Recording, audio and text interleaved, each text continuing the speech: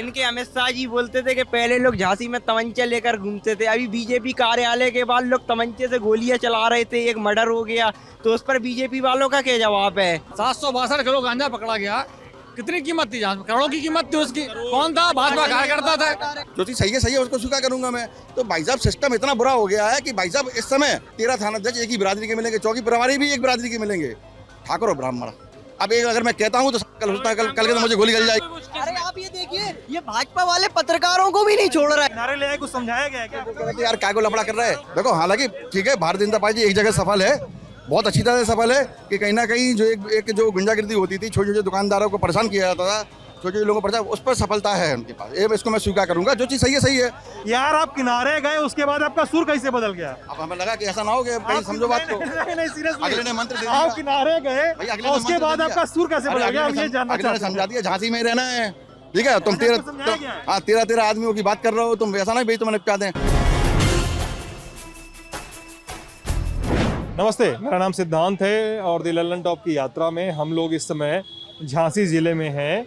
झांसी यानी बुंदेलखंड जिसके लिए बहुत सारी बातें, बहुत सारी चिंताएं सरकारों की रही हैं और अलग राज्य बनाने का जो एक शिगुफा है या एक वादा ही कह लीजिए, वो बार बार फ्लोट कर दिया जाता है चुनावों के समय में।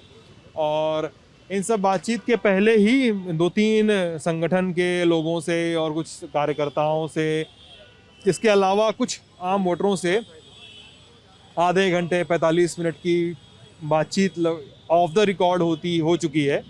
इसमें हम कोशिश करते हैं कि हम बिना कैमरे के थोड़ा समझें, बिना कैमरे के थोड़ा चीज़ों को, लोगों को जानें कि चीज़ें कितनी सही हैं।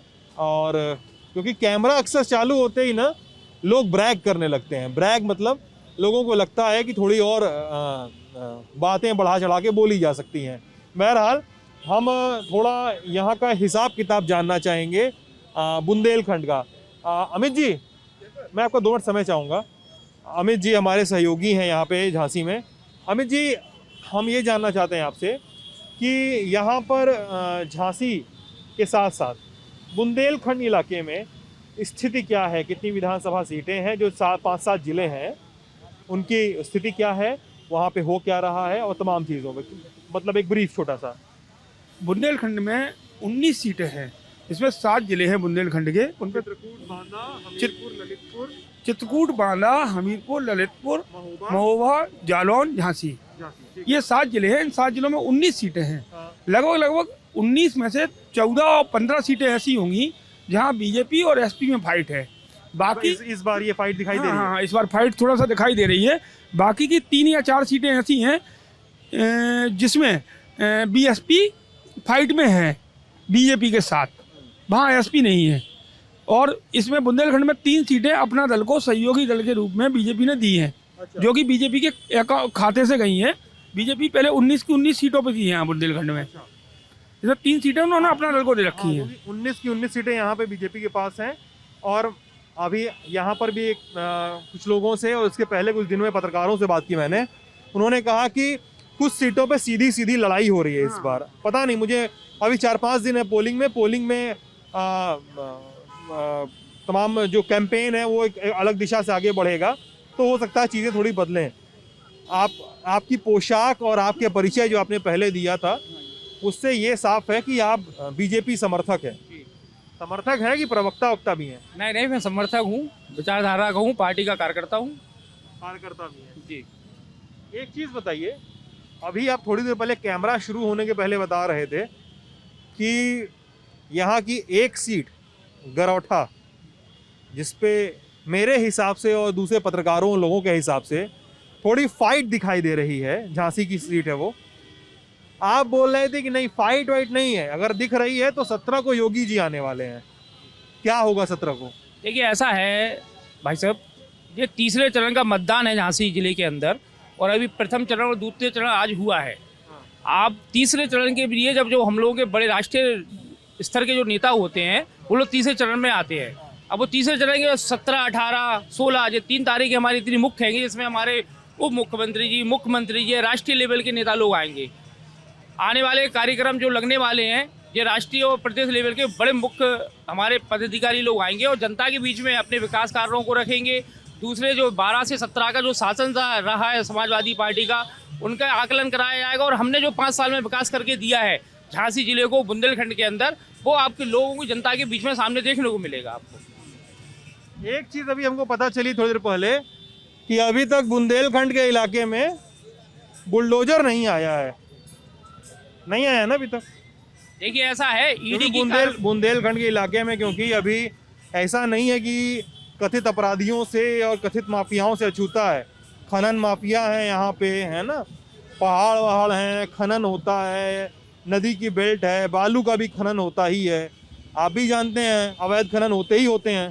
ठीक है यार, अब बीजेपी प्रवक्ता है मान भी ले रहे हैं कि आप होता भी है। मैं बोलूंगा ना इसके बाद, आप बोलिए। यहाँ पे बुलडोजर चला नहीं अभी तक, क्या हुआ? देखिए ऐसा है भाई साहब, बुंदेलखंड के अंदर जितना खनिज से राजस्व मिलता है उत्तर प्रदेश शासन को, इतना कहीं से नहीं मिलता है। और आज 2017 के पहले जो खनन की अवैध तरीके से जो खजान से चोरी होती थी और जो बिना रॉयल्टी के जिस तरह से खनन चोरी होती थी घाटों से, वो पूर्ण तरीके से 2017 के बाद खत्म हो गई है। आपको मालूम पता करना चाहिए कि राजस्व का हजारों करोड़ों रुपए बढ़ गया है जब से बाहर योगी जी की सरकार 2017 के बाद। अवैध खनन यहाँ पर घाटों से बंद हो चुके हैं। जहाँ पर घाट के 10 पॉइंट हुआ करते थे, आज की डेट में 40 पॉइंट बने हुए हैं। जब पॉइंट बढ़े हैं सरकार के द्वारा, तो राजस्व भी निश्चित तौर पर बढ़ना ही है। एक बिना रॉयल्टी के गाड़ी पास नहीं हो सकती, बैरियल से निकल नहीं सकती है। और रही बात यहाँ के जो भूमाफिया या जिन्होंने खनिज का काम किया है, आपको बताओ पिछले 6 महीने पहले ईडी की जांच चालू हो चुकी है। आज नहीं तो कल जनता के बीच में वो सब आरोप सामने आएंगे और निश्चित तौर पे कोर्ट में इसका जवाब देना पड़ेगा। बुलडोजर क्यों नहीं आया अभी तक यहाँ? बुलडोजर आएगा, बुलडोजर की कार्रवाई पहले से चालू होती है। पहले ईडी का कार्रवाई हुई, अब बुलडोजर की कार्रवाई जब ईडी अपना जांच की रिपोर्ट देगी, उसके बाद जो पाए गए जाएंगे उन पर बुलडोजर की कार्रवाई की जाएगी। 5 साल तक बुलडोजर नहीं आया, आगे आएगा आपको लगता है? नहीं आएगा। और ईडी की कार्रवाई की जो 5 साल तक तो नहीं आया ना। 5 साल में अभी हम लोगों ने इतना टाइट कर दिया था कि 5 साल में हिम्मत नहीं हुई किसी की गुंडाई करने की। अच्छा, बाकी जिले में, बाकी प्रदेशों में, पूरे बाकी प्रदेश में नहीं कर पाए टाइट, यहीं पे टाइट हो गया? नहीं टाइट तो वहाँ, जहाँ टाइट जो माफिया लोग थे, जो मतलब बहुत माहौल बिगाड़े हुए थे क्षेत्र प्रदेश का, उनको तो घर के नस्तो नाबूद कर दिए। या तो वो जेल में है, या प्रदेश के बाहर है, या ऊपर चले गए। अच्छा हाँ, चलिए यहाँ पे यार मुखौटा पहने हुए हैं आप, मुखौटा पहने हुए हैं। हाँ साहब, हैं? हाँ मुक्ता पे ना हो मोदी जी यार इनकी मोहन, हाँ जोर से बोलेंगे। हाँ साहब, मुक्ता पहना मोदी जी का। मैं मोदी का परम भक्त हूँ। आप मोदी जी के परम भक्त हूँ। मैं मुखौटा छू सकता हूँ? हाँ छो। अच्छा ये मतलब, अच्छा हमको लगा कड़ा होगा। अच्छा ये क्या प्लास्टिक व्लास्टिक का, रबड़ का बना हुआ है? खुद से बनवाए हैं क्या? नहीं, मैं अहमदाबाद से जब अमित शाह चुनाव लड़ रहा था ना अहमदाबाद विधानसभा का, तब 9 साल पहले वहीं से उनके मंच पे से लाया था। अच्छा वहीं से बनवा के लाए थे? नहीं, वो मंच पे वो तारक मेहता का उल्टा चश्मा का जो सुंदर है ना, हाँ। उसका ही मैन्युफैक्चरिंग वो देने आया था मंच पे, तो एक मेरे को भी दिया उन्होंने। तारक मेहता का उल्टा चश्मा में सुंदर काम करता है, इसका ये मैन्युफैक्चरिंग है, उसका इसका मैन्युफैक्चरिंग है। अच्छा वो बनाते हैं इसको? बनाते हैं। अच्छा ये तो हमको नहीं पता था। हाँ, और वो उसने मंच दिया पे था, आए? मंच पे आए थे, मेरे को दिया था, मैं भाषण दे रहा था अमित शाह के मंच पे। वो विधानसभा चुनाव लड़ रहे थे जब, हाँ। 9 साल पहले। आप करते क्या है सर? मैं भी पत्रकार हूँ आपके जैसा। पत्रकार हैं आप? हाँ सर, बताया ना, भी कार्ड में ना आपको।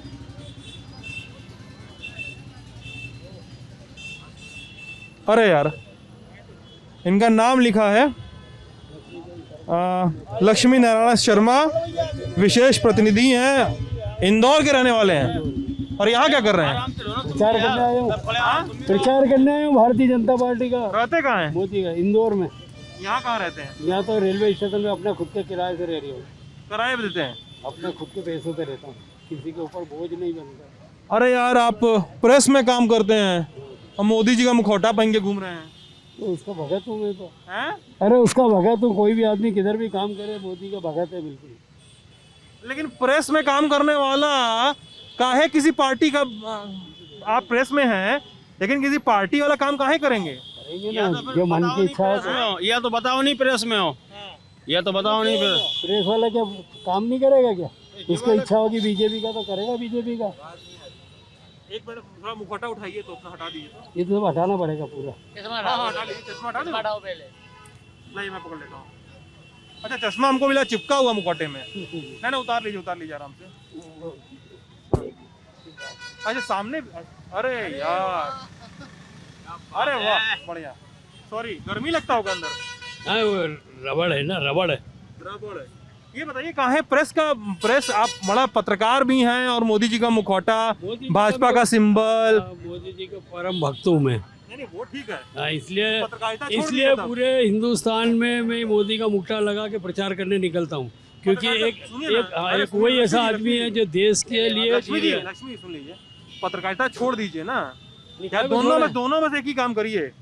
वो भी फिर नहीं छोड़ ऐसे सकता तो और पत्रकारिता इसको प्रचार बर्बाद हो भी जाएगी। नहीं होगी। हम कोई पैसे के लिए पत्रकार पढ़ना थोड़ी करते हैं, सच्ची खबरें छपवाते हैं। बिल्कुल भाजपा के खिलाफ रहेगी तभी छपवा देंगे। बिल्कुल, मैंने मुख्यमंत्री मध्य प्रदेश के मुख्यमंत्री के खिलाफ भी छपवा दिया था। शिवराज सिंह के खिलाफ भी छपवा दिया था जब उसने काम नहीं करा अच्छा तो। हाँ। हैं? पत्रकार का काम है सच्चाई दे जनता के सामने। क्या खबर चलाई थी शिवराज के खिलाफ आपने? भाई वो अधिकारियों की चमचागिरी कर रहा था, कार्यकर्ताओं के लिए कुछ भी नहीं कर रहा था, कार्यकर्ताओं की सुन नहीं रहा था। कार्यकर्ता जेल में बंद था, भारतीय जनता पार्टी का पार्षद बंद था। हाँ। तो आज कोई पार्टी के लिए मरता और उसका पार्टी का पार्षद बंद हुए, हाँ। तो फिर क्या रहा फिर?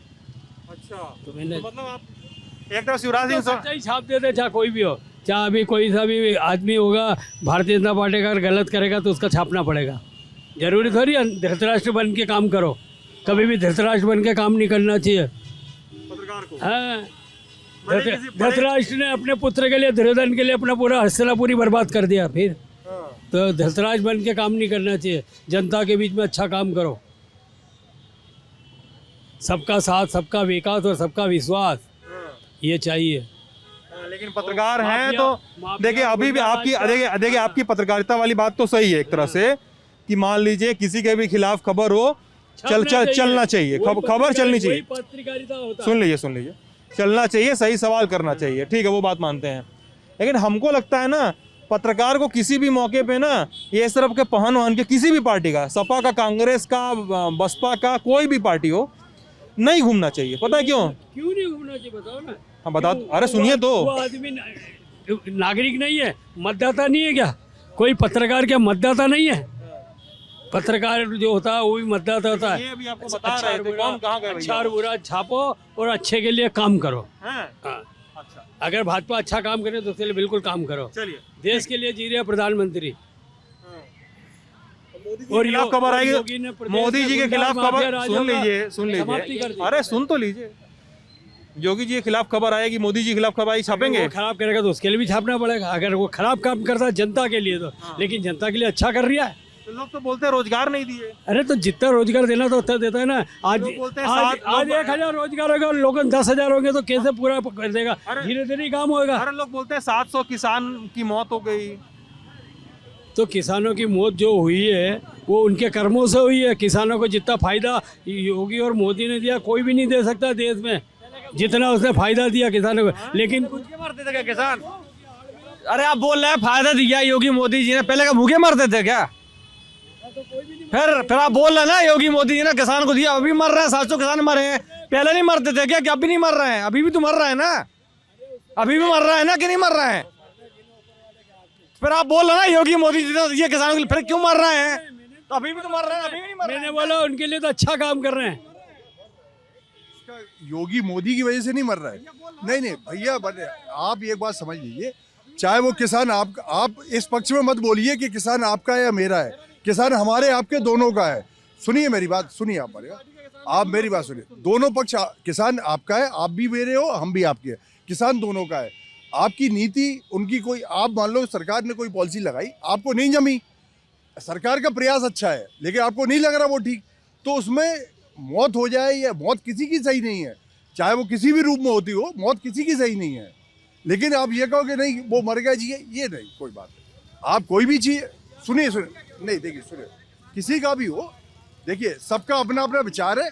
वो अपनी, भाई मर रहे किसान नहीं है, भाई आपका अपना विचार है, उनका अपना विचार है।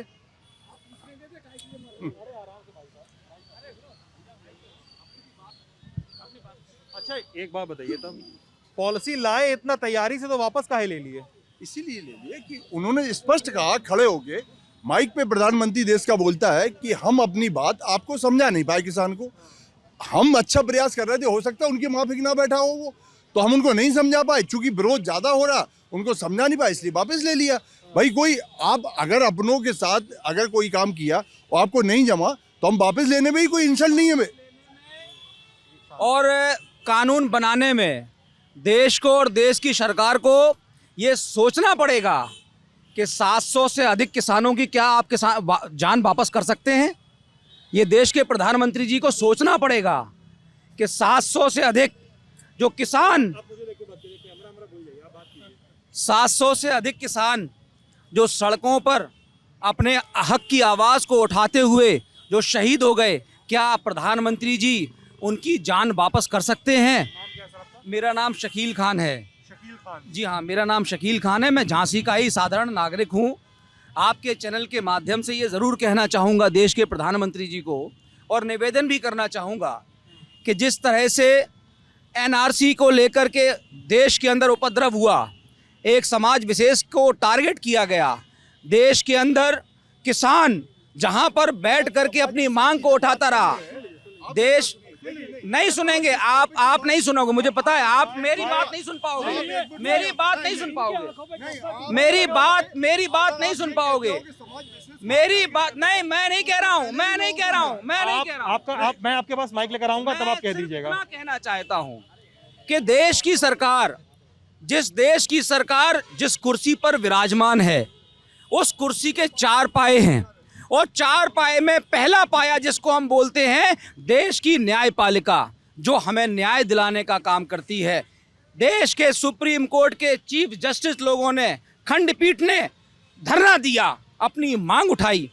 क्या स्वतंत्र है न्यायपालिका?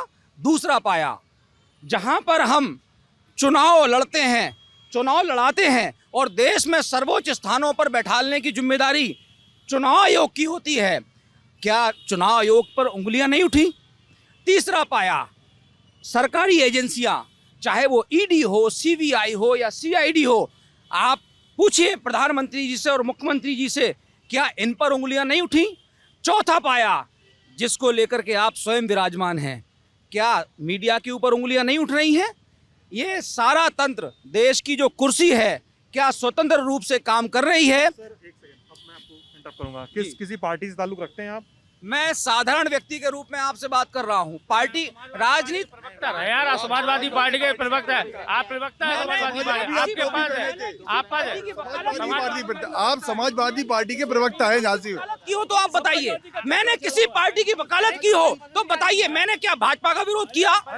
मैंने क्या समाजवादी पार्टी का समर्थन किया? अरे सर, मैं सिर्फ संविधान अरे सर सुनिए, अभी मैं बता दूं, अभी आपके पास समय है, अभी आप स्वीकार कर लीजिए अगर किसी पार्टी से हैं, क्योंकि भाई साहब उनको शांत करा लीजिए, सुन लीजिए। अगर किसी पार्टी ताल्लुक रखते हैं स्वीकार कर लीजिए, वरना यहाँ पे बहुत सारे लोग हैं ना, वो क्लिप काटने के लिए बैठे हैं, चला के वायरल कर लेंगे। बिल्कुल वायरल करिए, मैं कह रहा हूँ आपसे, बिल्कुल वायरल करिए। और मैं आपको बता दूं, अरे किसी पार्टी से है कि नहीं? बिल्कुल। मैं यहाँ पर एक व्यक्ति, जी बिल्कुल, यहाँ पर खड़ा एक व्यक्ति समाजवादी है। पहले समाजवादी सोच को पहचानिए। पार्टी की बात करिए यार। समाज अब आप समझ लीजिए। मेरा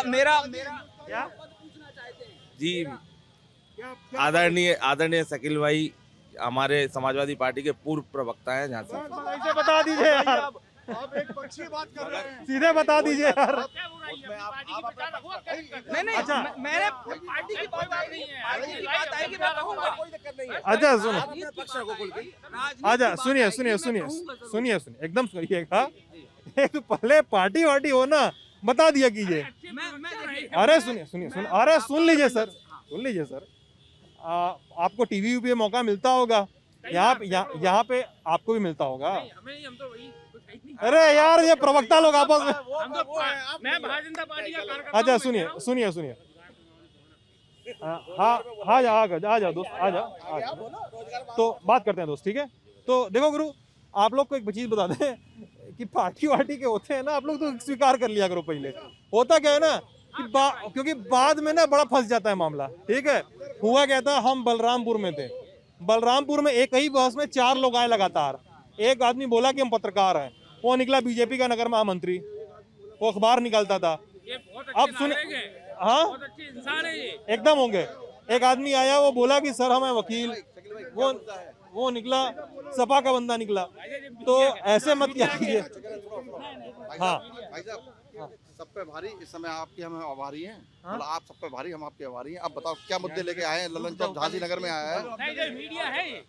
वीरांगना महारानी लक्ष्मीबाई में आपका स्वागत है। ललन टॉप ने छोटे से मकान से, छोटी सी दुकान से अपना एक जहान बनाया हुआ है। उसके लिए मैं आपकी पूरी टीम को धन्यवाद देता हूं कि आपने साबित कर दिया कि बड़ा चैनल की आवश्यकता नहीं है, बड़े चैनल की आवश्यकता नहीं है, बड़े संसाधनों की आवश्यकता नहीं है, लेकिन छोटी छोटी कोशिशें भी आसमान तक पहुंच सकती हैं। Thank you so much sir. आप पूछिए कुछ। बातचीत हो रही है कि मैं थोड़ा सा नेताजी को थोड़ा सा ज्ञान देने की कोशिश कर रहा हूँ।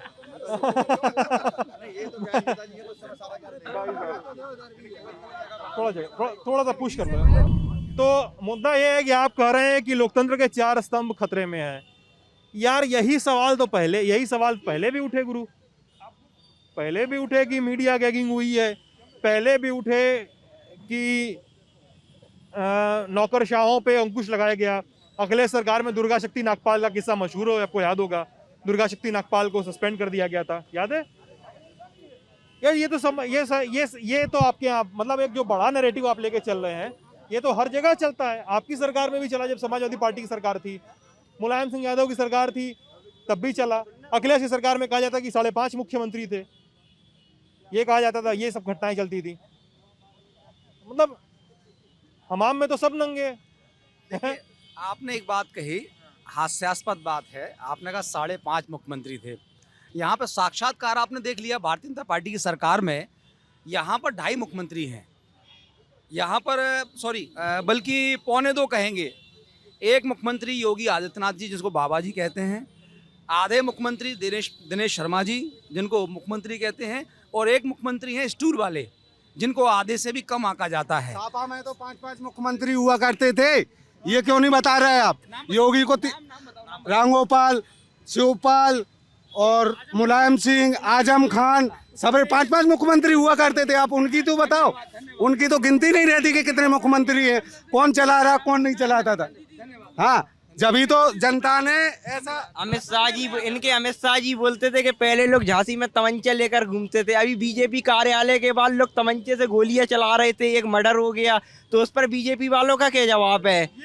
ये अभी थोड़े दिन 15 दिन पहले। और अब कमलेश और झांसी में ये कहते हैं कि बहन बेटियां सुरक्षित हैं। तो अभी ट्रेन में एक लड़की आ रही थी, उसके साथ परसों दुष्कर्म हुआ, इस पे भाजपा क्या कहना चाहेगी? हर तरीके से भाजपा विफल है। आप देखिए ना, एक मर्डर वहाँ पर हो गया था हंसराज स्कूल के सामने, कमलेश यादव जी का 3 मर्डर हो गया, 1 रेप हो गया अभी 20 दिन में। तो क्या भाजपा अच्छा काम कर रही है?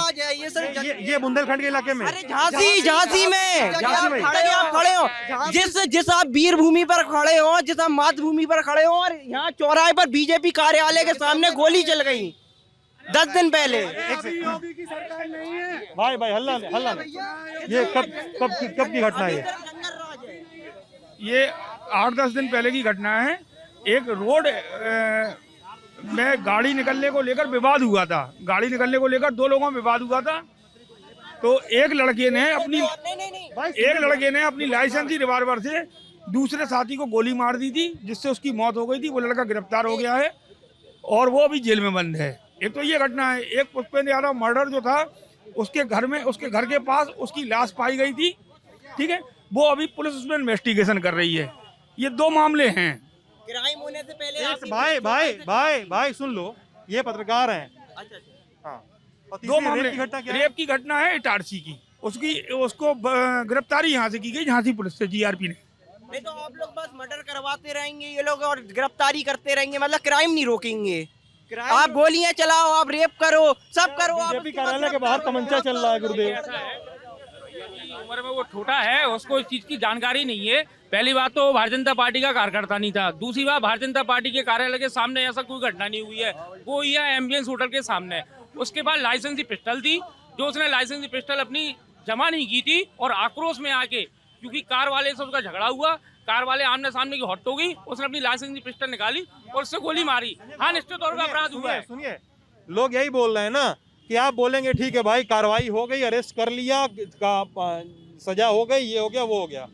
लोग कह रहे हैं कि जब आपकी पार्टी का नैरेटिव ये है कि भाई अपराधी डरने लगे हैं, जब ये पार्टी का नैरेटिव में ऐड चलता है, बड़े बड़े स्क्रीन पे ऐड चलता है कि अपराधी आके सरेंडर कर देते हैं, जब ये करता है, ये चलता है नैरेटिव कि हम हमने ऐसा किया है कि घटनाएं बहू बेटियां सुरक्षित हैं, कभी भी निकल सकती हैं, तो इस तरह की घटनाएं हो रही हैं यहाँ पे। वो लोग बोल रहे हैं हो क्यों रही हैं, अगर इतने सारे दावे हैं तो घटनाएं ही क्यों हो रही हैं? उदयनिया परिवार 762 किलो गांजा पकड़ा गया, 762 किलो गांजा पकड़ा गया। कितनी कीमत थी? जहाँ करोड़ों की कीमत थी उसकी। कौन था? भाजपा कार्यकर्ता था। और 762 किलो गांजा था, 762 किलो। 7 तारीख को रात में जालौन पुलिस ने बड़ी दमंगी से गांजा पकड़ा है और उसमें 2 गाड़ियां बरामद हुई हैं। जो यहाँ बताया गया है कि भाई उनके संबंध किससे, मेरी कहने की हिम्मत है या समझ लो मेरी औकात नहीं है, कोई मैं पत्रकार हूँ, कब गोली चल जाए इसका भी भरोसा नहीं है। सच बोलना गुनहगार हो गया। ये भी हो सकता है क्या? हो सकता है, मुझे दुनिया का नहीं मालूम। समस्या ये है कि अगर आप सच बोलते हो तो आजकल फेसबुक भी बंद कर दिया जा रहा है। आपको मालूम है ऐसा हो रहा है? ये चीज़ आपको उठाना चाहिए। मैं आपके माध्यम से बता रहा हूँ कि जो लोग सच बोलते हैं उनके साथ समस्या होती है। अगर वो गांजा झांसी महानगर में आ जाता तो एक बात समझिए, हर बच्चा नशे का गुलाम होता। नशा, शराब, सट्टा, जुआ, ये कभी रुकेगा नहीं। ये हमारे देश की सबसे ज़्यादा खराब नीति है। कच्ची शराब गली गली बिकती है, कली बिक रही थी लेकिन थोड़ा सा कम हो गया।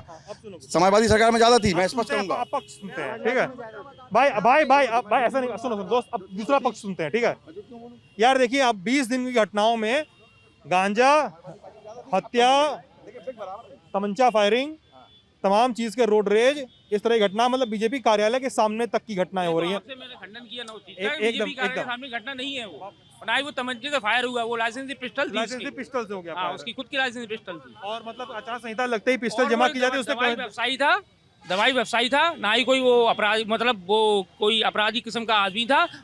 तेज में आके, आक्रोश में आके जब झगड़ा हुआ तो अपनी लाइसेंसी पिस्टल निकाली, उससे गोली मारी। कोई तमंचा नहीं था, ना वो भाजपा कार्यालय के सामने हुआ, वो हुआ एम्बुलेंस होटल के बगल से। ये पत्रकार जी बोल रहे हैं कि नाम लेंगे किसका करीबी था गांजे वाला, तो पता नहीं को मार दिया जाएगा। भारतीय जनता पार्टी का नाम लेके या कार्यकर्ता का कोई अगर एक आदमी भी अगर चैलेंज कर दे कि वो भारतीय जनता पार्टी का कार्यकर्ता था या कुछ था, तो हम कह सकते हैं। फोटो के लिए तो आज अखिलेश जी के साथ, मायावती जी के साथ, योगी बाबा के साथ फोटो तो कोई भी कहीं खड़ी करवा सकता है, लेकिन भारतीय जनता पार्टी की ना ऐसी कार्यशैली है, ना हमारे भारतीय जनता पार्टी का ऐसा कोई कार्यकर्ता है तो ऐसे कोई कार्यकर्ता है। गांजा पकड़ा गया था, वो साहू जी की गाड़ी थी कि नहीं थी? जो झांसी जिले के जिला महामंत्री है भारतीय जनता पार्टी के, उनकी गाड़ी है वो, वहाँ पे जो गाड़ियाँ पकड़ी गई हैं। भारतीय जनता पार्टी जिला महामंत्री अमित साहू जी, उनकी गाड़ी में गांजा पकड़ा गया था 762 किलो। चाहो तो मैं थोड़ी देर में आपको पेपर की कटिंग भी दिखा दे रहा। लेकिन सच्चाई भाई की बताई गई थी, उनके भाई की बताई गई थी, गाड़ी उनकी नहीं थी। अब ऐसे में उनके खिलाफ जो गाड़ी है, सुनिए आपको, एक मिनट सुनिए, उनके खिलाफ, एक मिनट सुनिए, एक मिनट, और क्या करोगे आप? सुनिए, पहले एक जन बात करो, एक जन बात करो। आप बोलिए एक जन बात बोलिए। सर महोदय जी, एक जन बात। सर आप बोलिए। मैं इतना कह रहा, अगर आपको लगता है किसी भी महानुभाव की हो या किसी भी अपराधी किसी भी आदमी की हो, सरकार है, न्याय है, कानून है, आपको लगता है आप उसमें कानूनी कार्रवाई करवाइए। जो सरकार उसमें कार्रवाई, एक मिनट सुनिए, आप अगर ऐसे रिकॉर्ड निकालेंगे तो वो लिस्ट है। आप प्रवक्ता हैं, हम एक आम आदमी हैं। सुनिए मेरी बात, मैं किसी पार्टी का तो नहीं हूँ। इतने लोग खड़े में, अब एक मिनट सुनते जाइए। अगर आप लोगों को ऐसे नहीं करो, सुन लो यार, 6 लोग बोल के आप अपनी बात सही कर लोगे तो इसमें ऐसा ठीक नहीं है। आप ये बताइए, ऐसा आप मुन्ना बजरंगी को, अगर आपको लगता है कि किसी की गाड़ी या किसी का अपराधी या किसी ने वारदात की है तो उसके खिलाफ कानून है, सरकार है, न्यायालय है। आप अगर न्यायालय पे भी उंगली उठाओगे, पुलिस पे भी उठाओगे, तो या तो इसके पहले अपराध कभी रुके नहीं है, ना आगे रुकेंगे, क्योंकि ये आकस्मिक घटना। सुनिए मेरे शकील भाई, आप पहले बात सुनिए। अगर अपनी बात साबित करने के लिए आप 4 बात करोगे, ऐसा नहीं है। बात वो जी, उन्होंने बहुत अच्छी बात कही। एक मिनट भाई साहब, मैं पत्रकार भी हूँ, और सुनिए, अगर मैं सच बोलता हूँ तो लोगों को दुख होता है। बताएं अब एक मिनट मेरी बात सुनिए। पत्रकार क्या हो रही है भाई साहब, एक मिनट सुनिए। समाजवादी पार्टी में पत्रकार ने अच्छा ही बात कही है। समाजवादी पार्टी में जो काम मैं थाने में कभी कभार कोई पकड़ गया तो बड़े प्यार मोहब्बत 1500 देकर निपटा देता। अब तो भाई साहब 20,000 में भी पुलिस तैयार नहीं होती है। ये 5 साल से मैं झेल रहा हूँ। हाँ गुंडे बदमाश कम हुए हैं, मैं इसको स्वीकार करता हूँ। जो चीज़ सही है उसको स्वीकार करूंगा मैं। तो भाई साहब सिस्टम इतना बुरा हो गया है कि भाई साहब इस समय 13 थानाध्यक्ष एक ही बिरादरी के हैं। सुनिए मेरी बात, 13 थानाध्यक्ष एक ही बिरादरी के मिलेंगे, चौकी प्रभारी भी एक बिरादरी के मिलेंगे, ठाकुर और ब्राह्मण।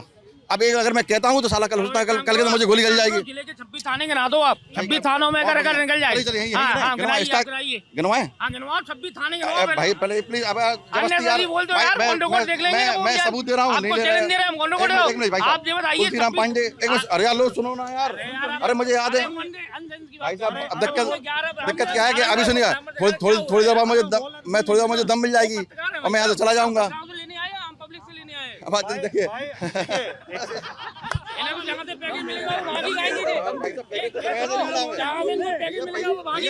कैसे भी मिला।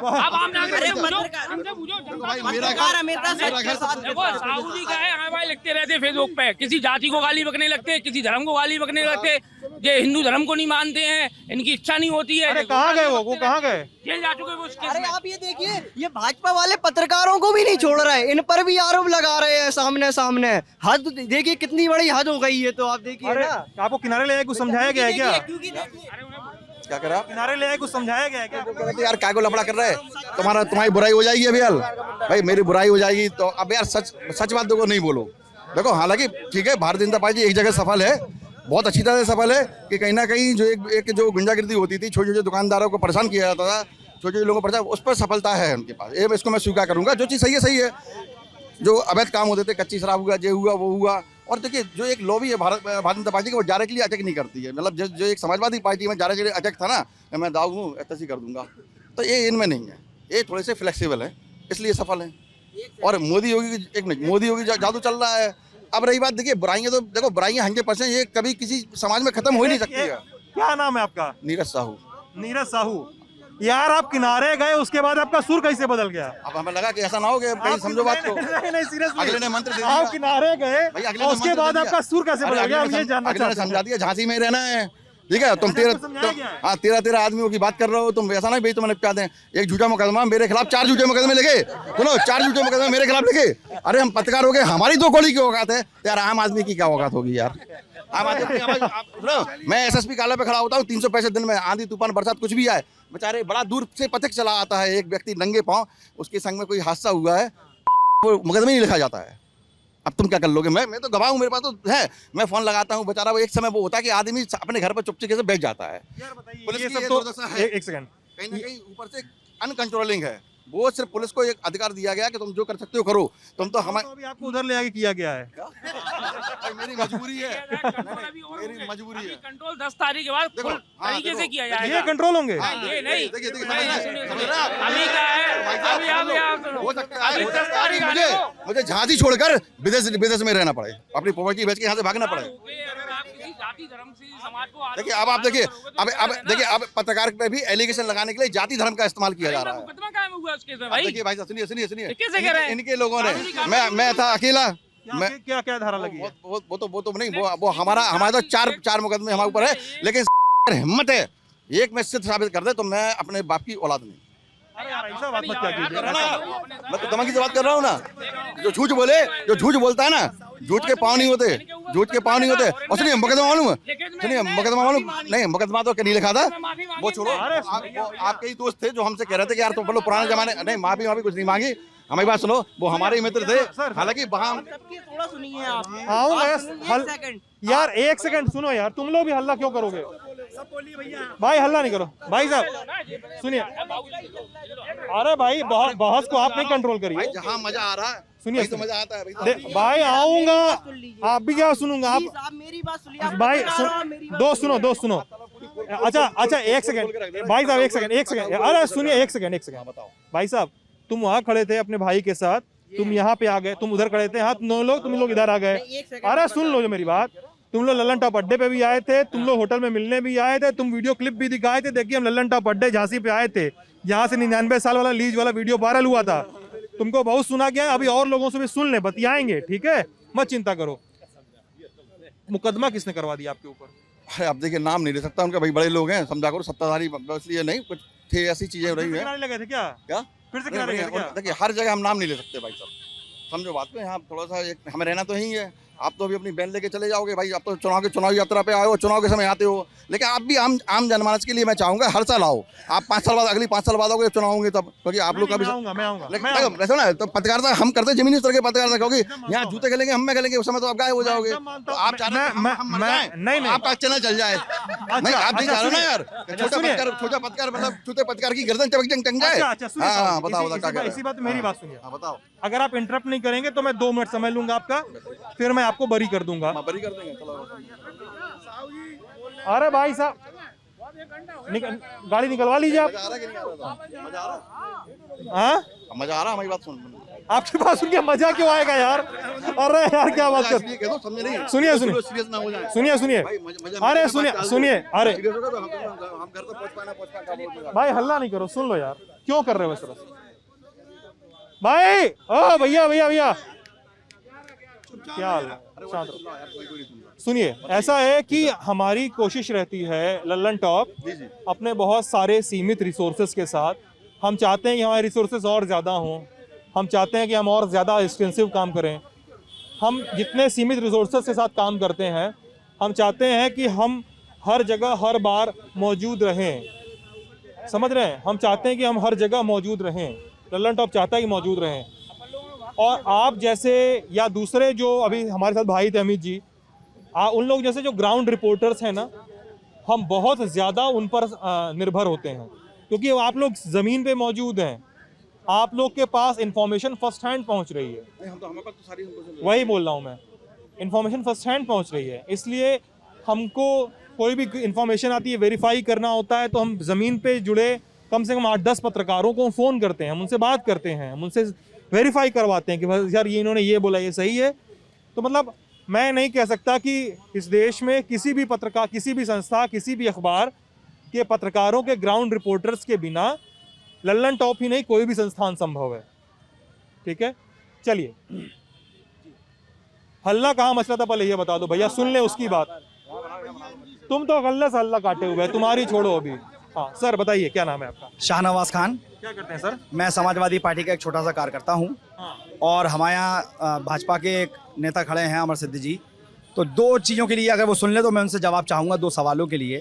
कि हम लोगों ने एक बहुत बुरा वक्त देखा, कोरोना पीरियड, जिसमें हिंदुस्तानी नहीं सारी दुनिया में हाहाकार मचा हुआ था। तो 2 चीज़ों पे बात करना चाहूँगा, शिक्षा और स्वास्थ्य। स्वास्थ्य की अगर बात करें, कोरोना पीरियड के बाद अभी डेंगू का प्रकोप बहुत ज़्यादा रहा, जिसमें बच्चे बहुत ज़्यादा बीमार हुए। मैं यूपी की आपको एक घटना बताता हूँ। 9 सितंबर 2021 अमर उजाला में वो कटिंग है, मेरे पास मौजूद है, मैं दिखा दूंगा आपको। फिरोजाबाद में एक बच्चा ख़त्म हुआ हॉस्पिटल में, तो हॉस्पिटल के स्टाफ ने उसको वहाँ से, वार्ड से और एम्बुलेंस तक लाने के लिए स्ट्रक्चर मुहैया नहीं कराया गया। वर्तमान मुख्यमंत्री दावा करते हैं कि हमारे यहाँ स्वास्थ्य बहुत बढ़िया है, स्वास्थ्य बहुत ठीक है। वो बाप अपने मरे हुए बेटे के शव को कंधे पे लेकर वार्ड से निकल के एम्बुलेंस तक लाया है। क्या पूरे हॉस्पिटल में एक स्ट्रक्चर नहीं था जो उसको मुहैया कराया जा सकता था? दूसरी बात अगर हम शिक्षा की करें, कोरोना पीरियड में जहां हर आदमी खाने को परेशान था, त्राही मच रही थी, कौन कैसे अपनी व्यवस्था लगा रहा था वही जानता है। प्राइवेट स्कूलों ने मनमानी फीस वसूल की, मनमानी फीस। ठीक है, इस पे बताइए वर्तमान मुख्यमंत्री जी ने क्या व्यवस्था मुहैया कराई? क्या स्कूलों को, बहुत बड़ा मुद्दा है ये स्कूलों द्वारा जो मनमानी फीस का रहा सर, उसमें और एक विशेष मुद्दा है पूरे उत्तर प्रदेश में आउटसोर्सिंग संविदा एजेंसी के नाम पर लोगों के परिवार के भविष्य को अंधकार की ओर झोंका जा रहा है। सरकारें कोई भी हों, बदलती रही हों, लेकिन उनके परिवार के और उनके सुरक्षित भविष्य के लिए कोई निर्णय नहीं लेता है। हम आशा करते हैं आपके लल्लन टॉप के अड्डे के माध्यम से कहेंगे कि प्रदेश में जिसके पास भी नेतृत्व आए वो ये समस्याओं को दूर करे। और जैसे कि इन्होंने एक विशेष प्राइवेट स्कूल के जो निजी स्कूलों द्वारा इस पूरे सत्र में, कोरोना के सत्र में, जो फीस माफ़ी का कोई भी निर्णय नहीं लिया। कई इस सवाल को ट्विटर के माध्यम से और आपके चैनलों के माध्यम से कई बार उठाया गया, लेकिन उस पर कोई निर्णय नहीं हुआ। तो ये विशेष विचार देंगे।